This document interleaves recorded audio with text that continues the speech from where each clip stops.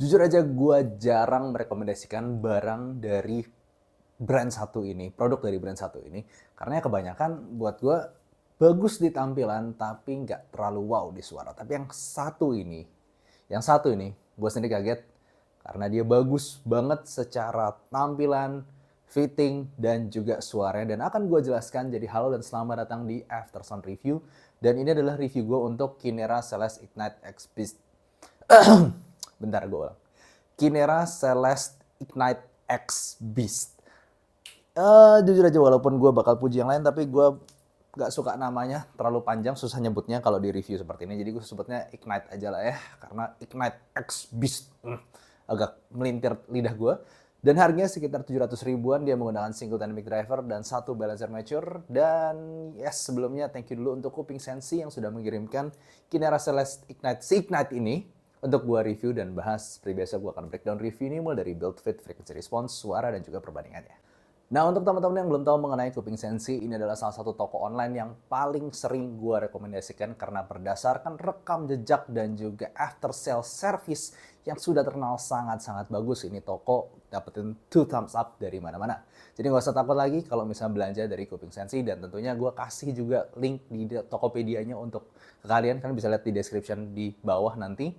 Dan yes, katalognya sangat lengkap. Lu mau AY mulai dari harga rendah sampai harga high end, ataupun DAP, DAC, dongle, kabel, ear tips, segala macamnya ada. Jadi langsung aja cek, gue kasih link di description di bawah. Secara tampilan sih nggak usah diragukan lagi, dari brand Kinera Celeste ini semua cakep, dan ini salah satu yang buat gue paling oke. Somehow garis-garis hitamnya agak mengingatkan sama macan ya, kayak tiger, cuman warna violet to pinknya ini loh. Ini somehow transisinya smooth banget dan bagus. Untuk bagian bodinya sendiri sebenarnya kayak agak smoky color gitu sih. Dia masih ada sedikit nerawang kalau misalnya lu di cahaya, tapi ya warnanya lumayan gelap, tapi bukan black ini, maybe smoky brownish dikit. Lalu kemudian untuk filternya seperti ini, seperti Kinera Celeste lainnya, dan bahannya sama, resin semuanya. Lalu kemudian untuk kabelnya dia pakai dual pin konektor, bagian atasnya twisted seperti ini dan bagian bawahnya juga twisted yang lebih tebal. Tapi kabel ini walaupun nggak terlalu berasa premium, tapi gue suka karena dia cukup lentur dan juga ringan, enak kalau dipakai. Untuk jacknya juga biasa seperti ini, cuman ada lambang ini Celeste-nya ya. Untuk fittingnya juga surprisingly ini malah lebih enak dibandingkan yang gue coba kemarin, si Kinera Wyvern ataupun Wyvern Ching, yang mau yang Abyss ataupun Ching. Ini somehow bentuknya lebih ideal di telinga gue, jadi gue bisa kayak lebih ngepas di kuping, dan gue yes bisa pakai ini berjam-jam tanpa komplain. Juga secara ear guide-nya bagus di telinga gue ini, cukup ngelok, jadi gue ketika goyang-goyang ataupun gue bawa jalan-jalan ini gak gampang lepas dan tetap stabil di telinga. Tentang tonal dan frekuensi respons dari IM ini sendiri, gue masih kategorikan sebagai mild V, atau ya bisa dibilang somehow Harman-ish yang sedikit melenceng di area treble-nya. Karena gini, dari bass-nya dulu, ini bass yang asik, gebuk, with good texture, good recovery juga, jadi dia nggak terlalu lambat, nggak terlalu cepat, simply all-rounder dengan tekstur yang bagus. Kalau misalnya lo pernah cobain Kinera Wyvern yang Abyss ataupun yang Ching, mirip seperti itu. Jadi nggak gede-gede banget, nggak sampai bass head level, tapi dalamnya, bulat teksturnya itu bagus. Lalu kemudian area mid range-nya juga berasa smooth, dan memang ini masih memprioritaskan upper mid range-nya. Jadi masih ada sedikit kekosongan lower mid range. Dengerin vokal cowok nggak terlalu tebel. Mungkin kalau kalian yang suka vokal cowok banget sih, ini mungkin agak kurang tebel untuk vokalan seperti Josh Groban ataupun Michael Bublé. Tapi dengerin ya semacam Justin Bieber atau penyanyi-penyanyi vokal Jepang ataupun Korea yang jarang gue denger yang suaranya dalam ya, itu no problem sama sekali. Dan area upper mid range-nya walaupun agak mirip Harman, tapi dia punya punya deviasi di area lower treble sekitar 5 sampai 6 kHz yang di smoothing, dia turun duluan. Jadi gue ngerasa itu sama mencegah dia untuk jadi shouty. Dia tidak shouty, cuman memang upper mid-nya cukup maju. Nah, di area treble yang menarik, setelah lower treble yang turun 5 sampai 6 kHz, naik lagi di sekitar 8 kHz, dan gue rasa disitulah balance armature-nya bekerja. Tapi gue harus ngomong 8 kHz-nya tidak seseram dari frekuensi responsnya, karena kelihatan frekuensi responsnya cukup tinggi. Perlu gue ingatkan sekali lagi bahwa itu adalah area resonance peak. Jadi bayangkan untuk frekuensi aslinya dikurangin sekitar 3-4 desibel. So yes, ini cuma ada tambahan treble extension yang bikin suara gemericik treble-nya masih ada. Dan somehow gue ngerasa driver balancer mature juga dia nggak pakai yang kaleng-kaleng karena timbre-nya berasa cukup oke. Gue nggak bakal bilang ini natural banget sampai wow apa nama lifelike, enggak.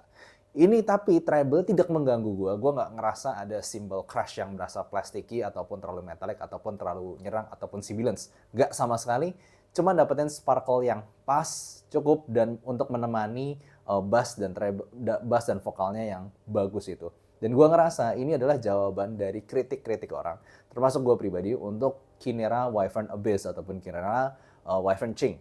Karena Kinera Wyvern Abyss ataupun Wyvern Ching, gue puji bassnya, gue puji area vokalnya sedikit, tapi gue selalu ngerasa mereka kurang ada di extension treble.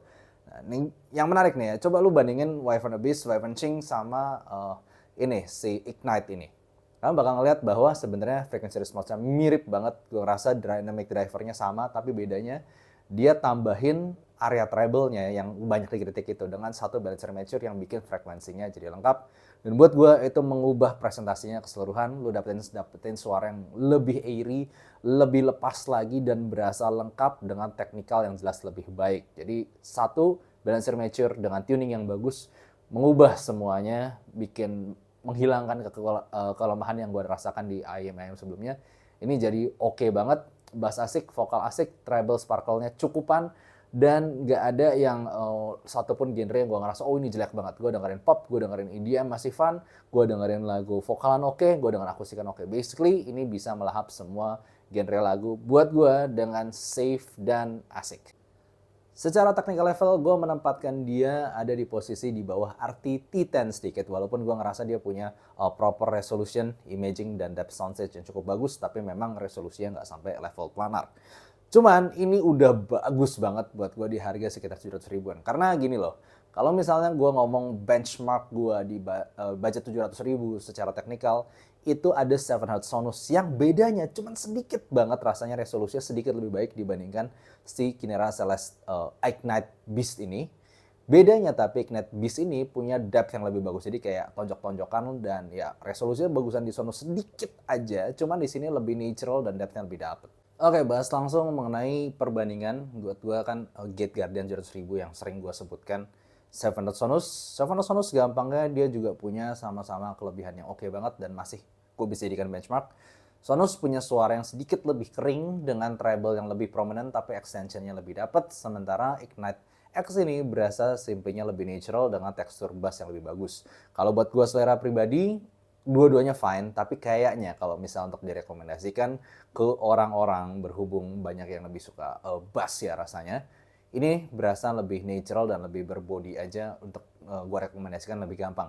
Jadi yes, untuk sekarang walaupun gue pribadi suka dua-duanya, tapi untuk gue rekomendasikan ke orang, apalagi dengan fitting dan tampilan yang sangat bagus seperti ini jadi benchmark baru gue untuk harga sekitar 700 ribuan Ignite X.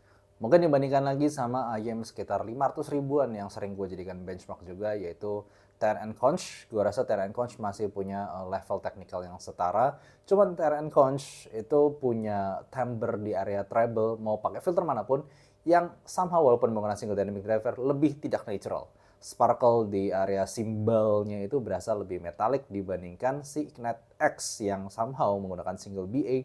Tapi buat gue timbre-nya lebih natural, jadi gue cukup kaget tentang hal itu. Tapi yes, jadi ini pilihan yang lebih natural, lebih all-rounder, lebih gampang gue rekomendasikan. Oke, pada kesimpulannya kalau lu punya budget sekitar 700 ribu dan lu pingin yang all-rounder, at least versi gue, ini yang paling all-rounder, lu dapetin bass asik, vokal asik, treble asik, tapi semuanya balance, nggak nyakitin, technical juga oke, timbre juga masih bagus, fitting bagus, dan di foto cakep banget. Yes, ini adalah rekomendasi utama terbaru gue untuk sekarang. Dan gue sendiri cukup kaget karena biasanya brand yang satu ini itu ya kadang-kadang jarang dapetin hit di gue. Tapi sekarang dengan si Ignite ini, home run. Jadi gitu aja, kalau misalnya kalian pengen beli sendiri, gue kasih linknya di description di bawah. Thank you for watching, see you next time. Bye-bye.